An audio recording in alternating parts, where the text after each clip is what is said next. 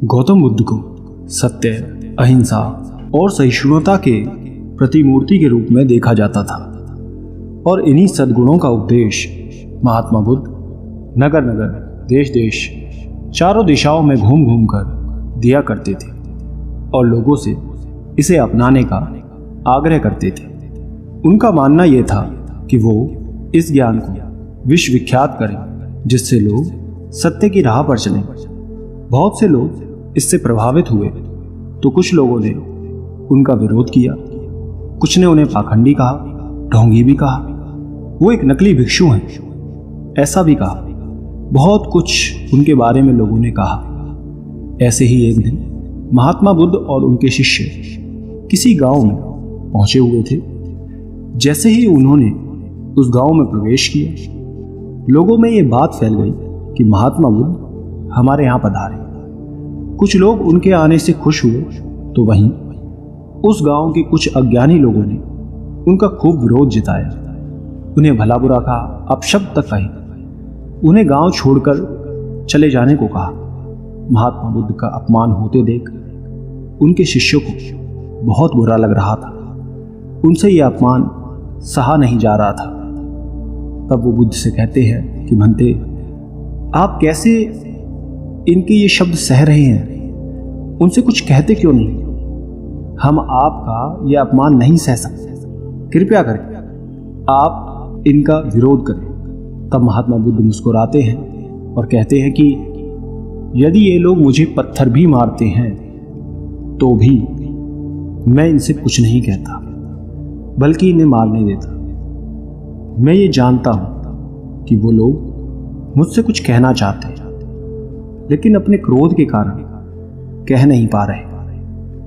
यदि आज से 10 साल पहले यदि ये मुझे गाली देते तो मैं अवश्य उन्हें गाली देता, लेकिन अब तो लेन देन से मुक्ति मिल गई है। अब कुछ कहकर क्या फायदा? क्रोध में व्यक्ति को सही गलत का अंदाजा नहीं लगता, वो समझ नहीं पाती। वो उस समय कुछ भी बोल देता है, अपशब्द कह देता है और बाद में उसका अफसोस करता है। लेकिन यहां तो क्रोध का भवन कब का ढह चुका है। अब इन सब शब्दों से कोई फर्क नहीं पड़ता। बुद्ध की ये बातें सुन वो अज्ञानी लोग हैरान हो जाते हैं और बुद्ध की तरफ देखने लगते हैं। बुद्ध के विचार से सभी लोग दंग रह जाते हैं। महात्मा बुद्ध आगे अपने शिष्यों से कहते हैं कि तुम सभी को पिछले गांव में हुआ वाक्य याद तो होगा ही। शिष्य ने कहा, जी बनते। तब बुद्ध कहते हैं, तुम यहां उपस्थित लोगों को जरा उस गांव में जो हुआ था उसके बारे में बताओ। तब शिष्यों ने कहा कि वहां के लोग आपके लिए फल और मिठाइयां लेकर आए थे, परंतु आपने उसे स्वीकार नहीं किया, बल्कि उनसे ये कहकर चीजें लौटा दी थी, अब लेने वाला विदा हो चुका है। यदि मैं आज से 10 साल पहले आता तो ये सब स्वीकार कर लेता, लेकिन अब मैं ये सब नहीं ले सकता। उसके बाद उस गांव के लोगों ने उन मिठाइयों को गांव में ही बांट दिया। तब बुद्ध उन अज्ञानी लोगों की तरफ देख के कहते हैं कि मेरी आपसे सिर्फ विनती यही है, वो चीज तो लोगों में बांटने योग्य थी, परंतु ये नहीं है। इसलिए आप गांव के लोगों में ये अपशब्द मत बांटना। आप मुझे कभी क्रोध नहीं दिला सकते।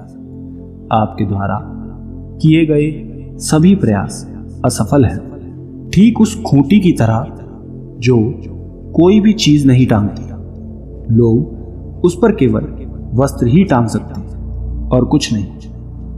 ये सब सुन वहां के अज्ञानी लोग बुद्ध के शब्दों से बहुत प्रभावित होते हैं और उनके आगे नतमस्तक होकर क्षमा मांगते। अपने इस व्यवहार के लिए बुद्ध उन्हें आशीर्वाद देकर वापस अपने शिष्यों के साथ लौट जाते हैं। दोस्तों, साक्षी भाव किसी भी सच्चे संत की पहचान होता है, जो अच्छे बुरे, लाभ हानि, अपना पराया के संकीर्ण भाव से मुक्त हो जाता है। उससे ही संतत्व की प्राप्ति होती है। ये उस समय की बात है जब महात्मा बुद्ध वहां कश्यप को ज्ञान दे रहे थे। उस समय बुद्ध अपने सभी शिष्यों को ज्ञान देने के पश्चात उन्हें जगह जगह पर लोगों तक ज्ञान पहुंचाने के लिए अलग अलग दिशाओं में भेज देते थे और स्वयं बुद्ध गया की तरफ निकल जाते।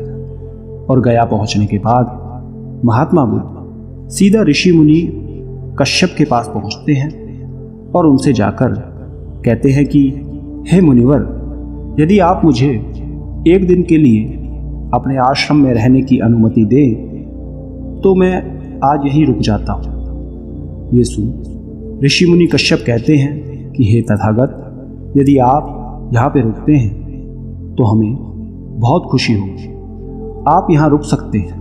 लेकिन कश्यप दिल से नहीं चाहते थे कि बुद्ध यहाँ पर रुके। उसका कारण ये था कि कश्यप बुद्ध से ईर्ष्या करते थे। वो नहीं चाहते थे कि वो वहाँ पे रुके, लेकिन वो ये कह नहीं सकते थे। कश्यप मुनि बुद्ध के अपने यहाँ अग्निशाला में रुकने की व्यवस्था कर देते हैं। उस अग्निशाला में एक भयंकर सांप रहता था। कश्यप सोचते हैं कि यदि वो सांप बुद्ध को काट लेगा तो उनकी जीवन लीला यहीं पूरी हो जाएगी। अब कश्यप बुद्ध से कहते हैं कि आपके रहने की व्यवस्था अग्निशाला में की गई है, आप वहां जाकर विश्राम करें। अब बुद्ध बिना किसी ईर्ष्या, डर, प्रेम की भावना से अग्निशाला में चले जाते हैं और वहां जाकर बैठ जाते हैं। थोड़ी देर में सांप बुद्ध के सामने बाहर आकर फन फैलाकर बैठ जाता है, लेकिन बुद्ध सांप को देखकर जरा सा भी नहीं डरते और वहीं चुपचाप बैठे रहते हैं। ये देख सांप को बहुत क्रोध आता है कि सब मुझसे डरते हैं, लेकिन ये भला मुझसे क्यों नहीं डर रहा। वो सांप बहुत ही जहरीला होता है। वो अपने क्रोध में जोर से विषैली फुफकार मारता है। वो इतनी जहरीली होती है कि पूरे अग्निशाला में उससे आग लग जाती है, लेकिन बुद्ध पर इन सब का कोई असर नहीं होता। वो वैसे के वैसे वहीं पर बैठे रहते हैं। उनके चेहरे पर अलग सा एक तेज झलक रहा होता है। ये उस समय की बात है जब बुद्ध को मोक्ष प्राप्त हो चुका था। वो आग बुद्ध को छू तक नहीं पाई। ये सब देख वो सांप बहुत हैरान होता है। उसने बुद्ध के समक्ष अपना सिर झुका लिया और उन्हें प्रणाम करने लगता है। तभी अग्निशाला में उस लगी हुई आग को देखकर बाहर के लोग चिल्लाने लगते हैं कि अरे वो देखो, आग लगी है और उसमें एक महात्मा है, उन्हें बचाओ, वो उस अग्निशाला में सो रहे हैं, वो मर जाएंगे। ये सब सुन कश्यप को लगता है कि बुद्ध मर चुके हैं। वो कहता है कि चलो, उसका काम तो खत्म होगा, कल सुबह जाकर उसकी अस्थियां उसमें ढूंढे। और वो जाकर सो जाता है। अगली सुबह जब कश्यप मुनि अग्निशाला में जाने के लिए निकलते हैं तब वो देखते हैं कि महात्मा बुद्ध सामने से आ रहे हैं और वो विषैला सांप उनकी भिक्षा कमंडल में बैठा हुआ था। ये देख कश्यप मुनि आश्चर्यचकित हो जाते हैं कि महात्मा बुद्ध जीवित है और वो सांप कितने आराम से उसमें बैठा है। महात्मा बुद्ध को जीवित देख बाकी आश्रम के लोग भी हैरान होते हैं। बुद्ध कश्यप के पास आते हैं और उनसे कहते हैं कि मुनिवर, ये देखिए, ये विषैला सांप अग्निशाला में रहता था और अभी कितने आराम से इस कमंडल में बैठा है। और ये कहते हुए बुद्ध के चेहरे पर हल्की सी मुस्कान होती है। ये देख कश्यप मुनि समझ जाते हैं कि महात्मा बुद्ध कोई साधारण महात्मा नहीं है। वो दोनों हाथ जोड़कर उन्हें प्रणाम करते हैं और उनके शिष्य बन जाते हैं। कश्यप मुनि के बौद्ध धर्म स्वीकार करने के बाद उनके 500 से भी ज़्यादा शिष्य बनते हैं और वो भी बौद्ध धर्म को स्वीकार करते हैं। कश्यप मुनि से मिलने के बाद महात्मा बुद्ध को याद आता है मगध साम्राज्य नरेश बिंबिसार को ज्ञान प्राप्त हो जाने के बाद मिलने का और बिंबिसार को उपदेश देने का वादा किया था। बुद्ध गया से मगध की तरफ निकल जाते हैं और चलते चलते वो राजगृह के वेणु वन में पहुंच जाते।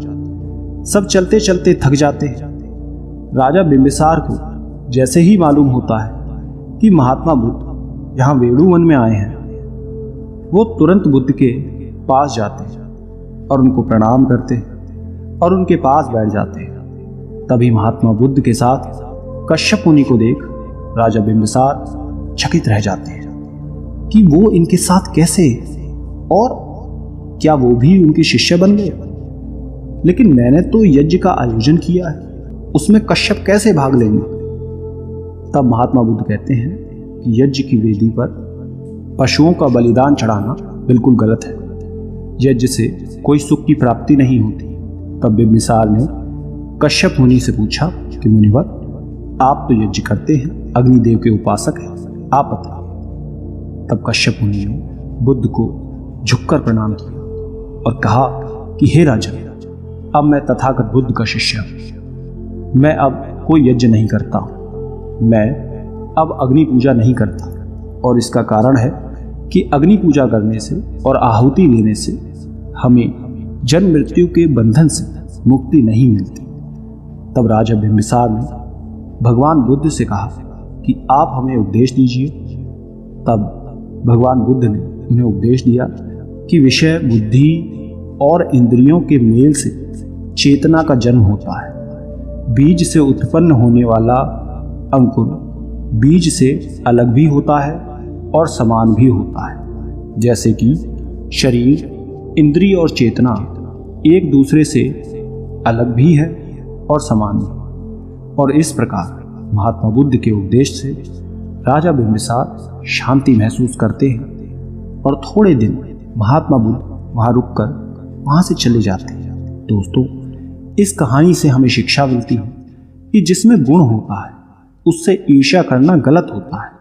हमें सबके गुणों को सम्मान देना चाहिए, उनसे कुछ सीखना चाहिए, ना कि ईर्ष्या कर। और दूसरा, हम किसी भी चीज़ की बलि देकर उससे कुछ भी हासिल नहीं कर सकते, सिवाय पाप के भागी बनते हैं। दोस्तों, क्या आपको ये समझ में आया? कमेंट करके ज़रूर बताना। धन्यवाद।